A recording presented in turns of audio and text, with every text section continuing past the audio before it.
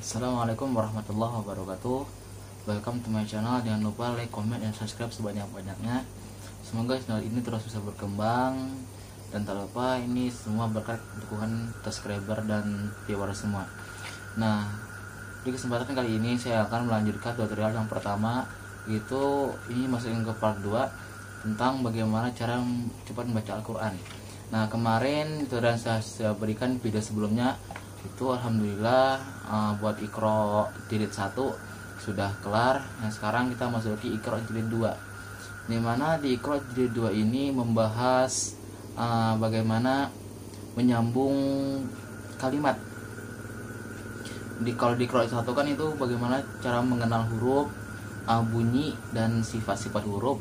Sedangkan Iqra 2 ini mengenal bagaimana caranya menyambung huruf satu persatu, dimana memang banyak huruf yang sama, yang hampir sama bentuknya maksudnya. Terus ketika diucapkan itu memiliki bunyi yang sangat jauh bedanya, seperti huruf ro dan huruf zai. Bentuknya sama-sama melengkung, hanya berbeda titik.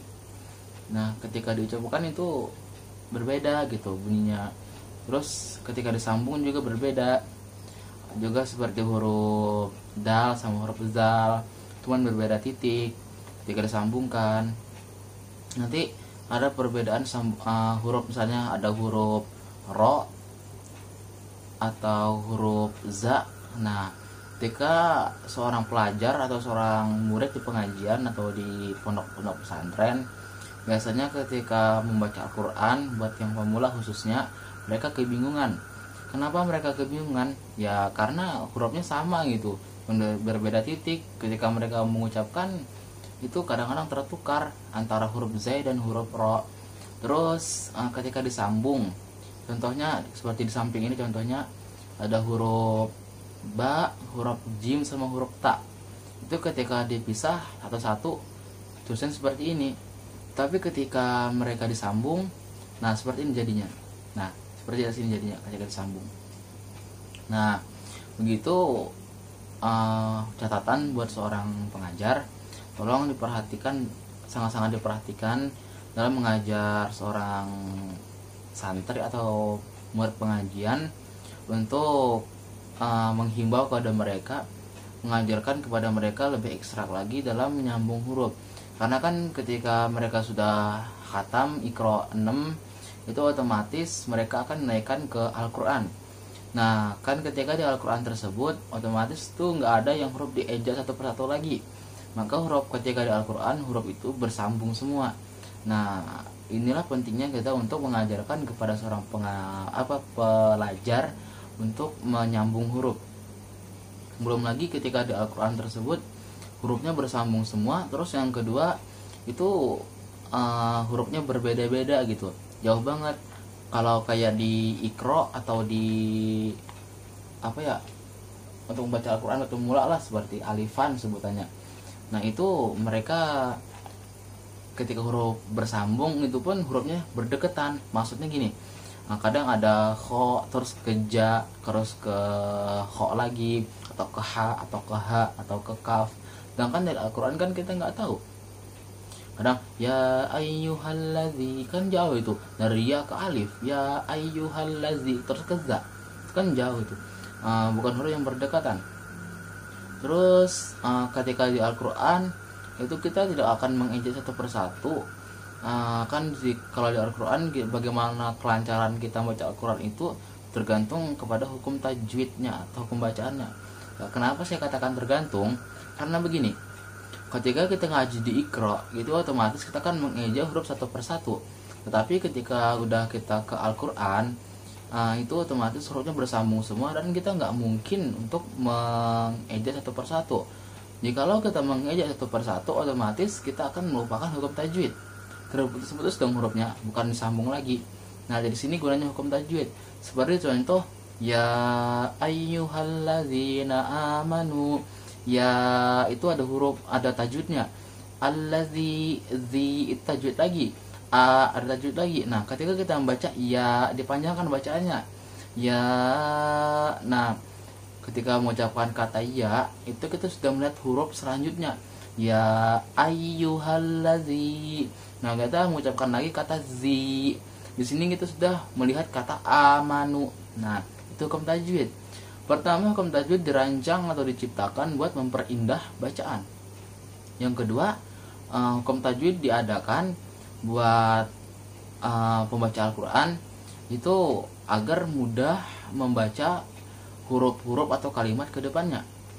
Terus yang Yang ketiga, hukum tajwid itu untuk menghemat napas juga gitu. Kalau kita Al-Quran kita baca cepat semua, ya otomatis napas kita cepat habis. Nah, ketika hukum tajwid diadakan, ada hukumnya namanya mat, itu panjang, dan ada wakof, itu berhenti. Nah, itu gunanya wakof untuk mengambil napas kembali dan mengulang bacaan sebelumnya. Terus buat para pengajar, catatan penting, sangat-sangat penting untuk kemajuan para pelajarnya atau para santrinya. Itu kalau bisa ketika di Iqra 2 itu sudah ada hukum tajwidnya.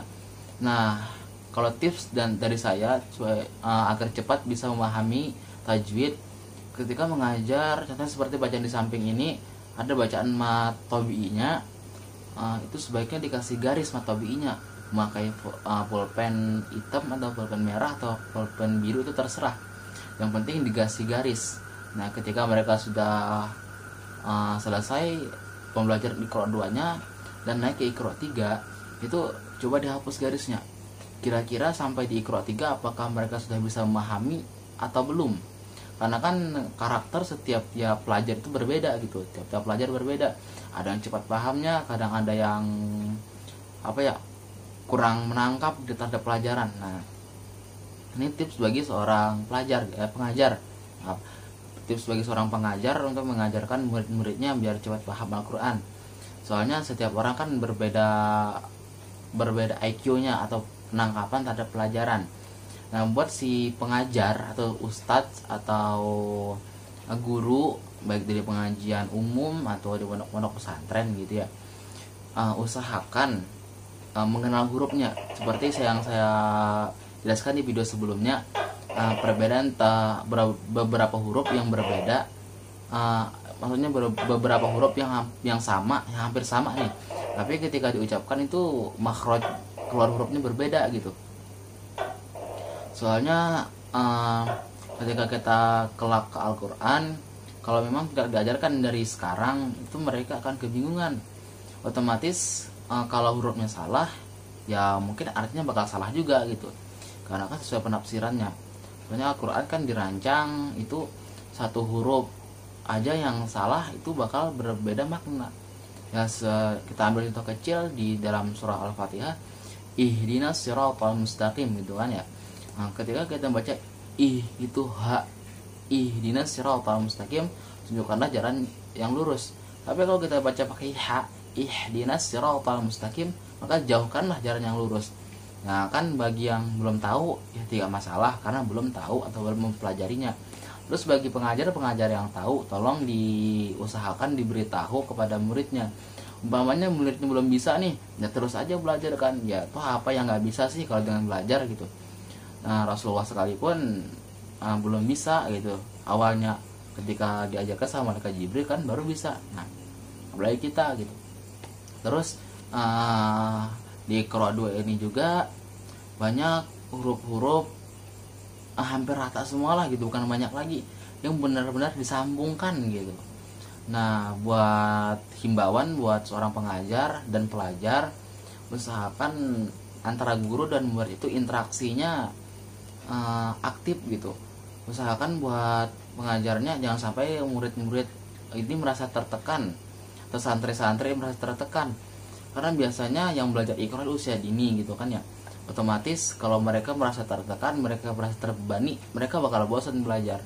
Usahakan buat mengajar mereka itu seceria mungkin ya, sambil bercanda juga gitu, sambil senyum atau ketawa. Intinya mah bikin mereka itu riang dan gembira ketika belajar bersama kita gitu. Kenapa? Karena mereka kan kalau terbebani mereka bakal bosan tuh, merasa tertekan dan terbebani, otomatis ya mereka bakalan nggak mau belajar gitu, maka mengurangi aktivitas mereka baca Al-Quran juga gitu.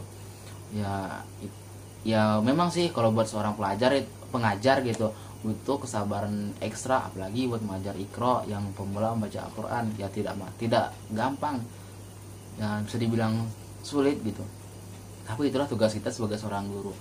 Nah, buat kalian yang mampir di channel ini, jangan lupa like, comment, and subscribe.